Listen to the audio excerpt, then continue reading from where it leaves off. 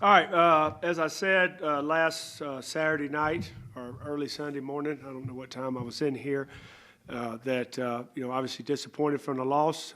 Thought we played hard. Thought we played for 4 quarters, obviously up and down, different quarters, but at the end of the game, it's a fourth quarter game, and we had a chance to win against a very good team, and we did not get that done in the game, and it's disappointed. There was a lot of hurt in the locker room. We're going to address that today, and then we got to move forward. We're 1-3 in conference play. That's what we are. We're about to start conference play this week against Utah State, a very, very talented team. I know they didn't win our conference last year, but they were right there in contention all the way to the last weekend.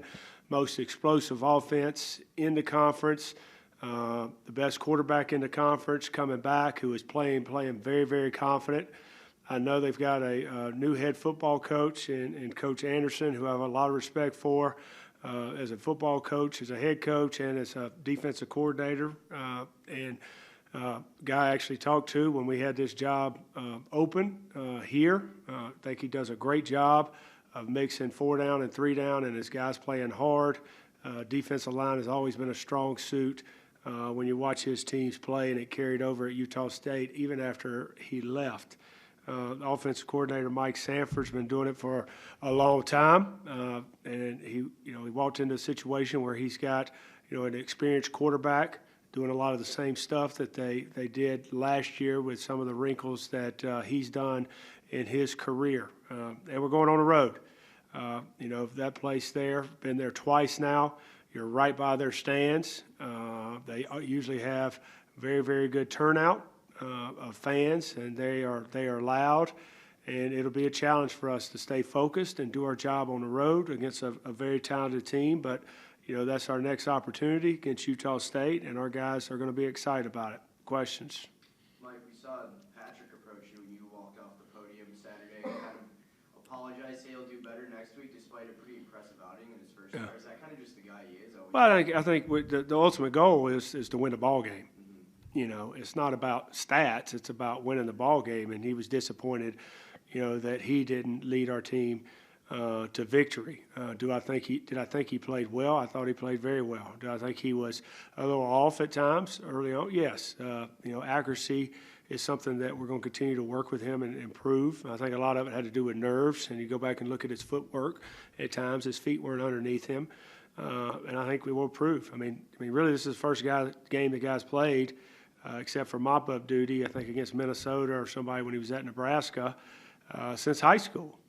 So it's been a long time, and I thought he performed very well. I thought he put us in a position to win a ball game there at the end of the game, and did a nice job. Coach, you mentioned the hurt in the locker room. Can you give us an idea of what that looked like, and what can you do, or what you need to do to help them move past? Well, we can't.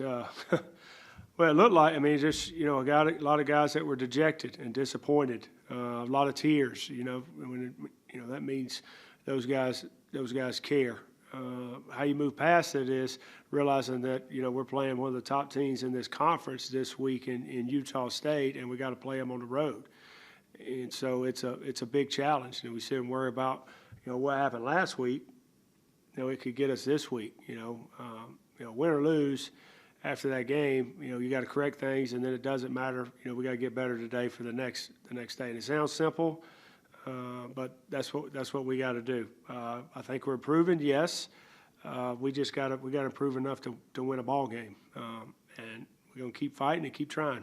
You mentioned needing to finish in the fourth quarter. Do you think that's more of a physical thing or a mental thing? I don't know. If I had to answer, maybe we would do it, but I want to challenge them to play full 4 quarters this week.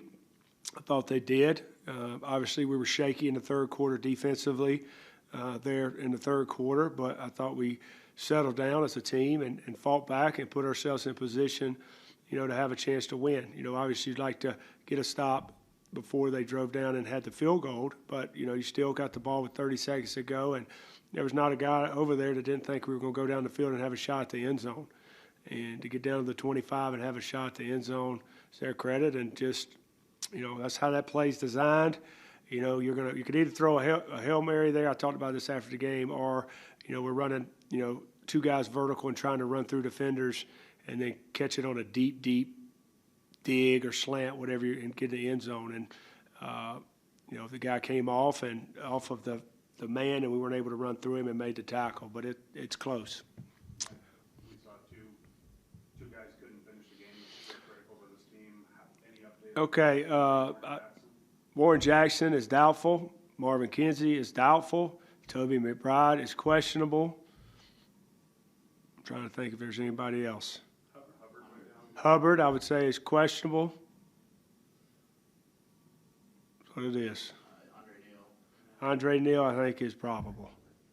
What does that just kind of mean for your offense, obviously? I mean, I know the next man up mentality. Well, I think that's the way we're going to approach things. We just lost our quarterback the week before, and it was next man up, and we didn't change our expectation or our standard of how we expect to move the ball in offense, and that's not going to change this week. Mike, as you come out of non-conference play, what has gone as expected, what has not? What do you anticipate when the season starts?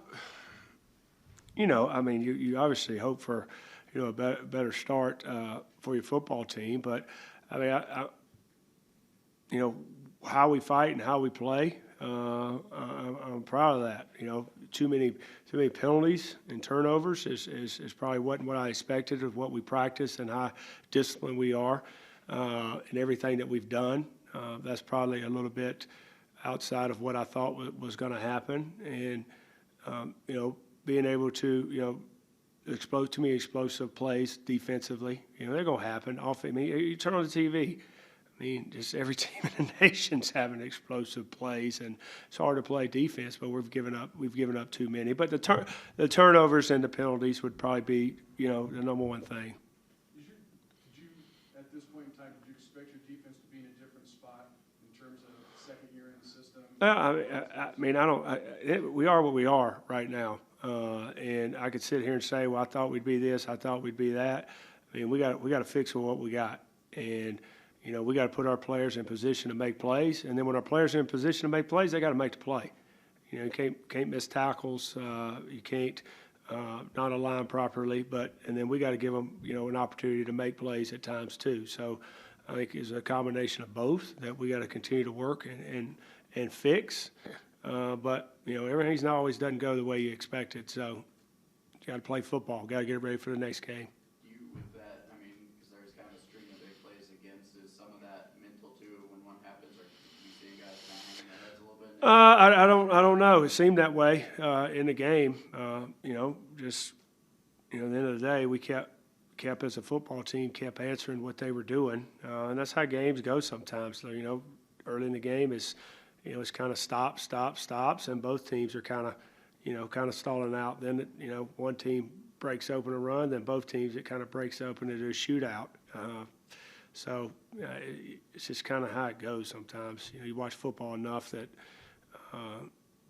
it happens. I don't know. At the end of the day, you got to play each play as its own play. Now that's easier said than done.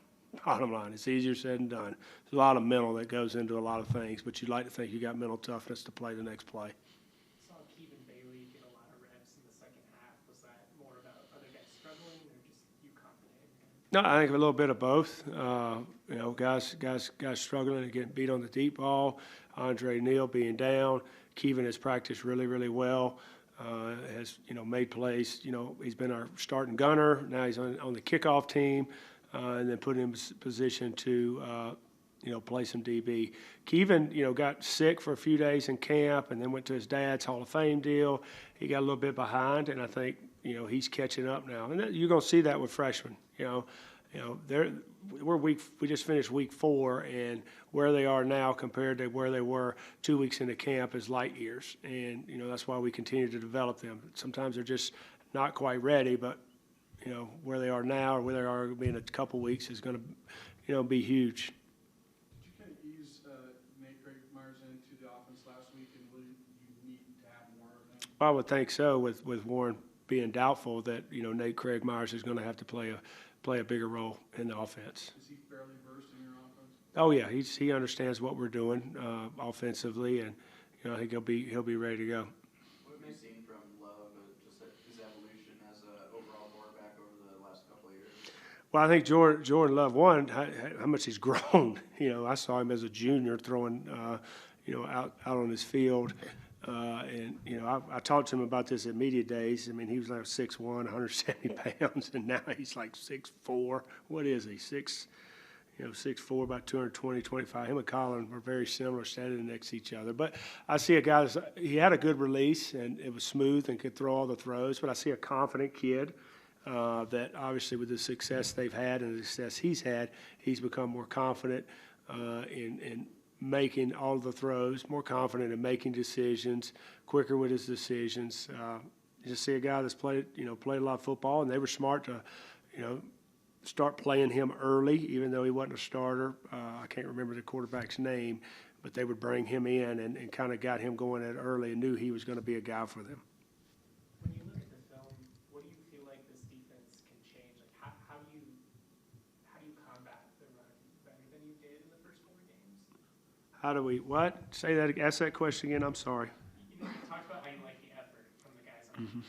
So when you watch the film, do you see things that can change that'll help? Yeah, I mean, 3 explosive plays, and it's a missed tackle. We don't crack and replace. And the third one, what was the third? We don't set the edge defensively. Things that we coach and teach.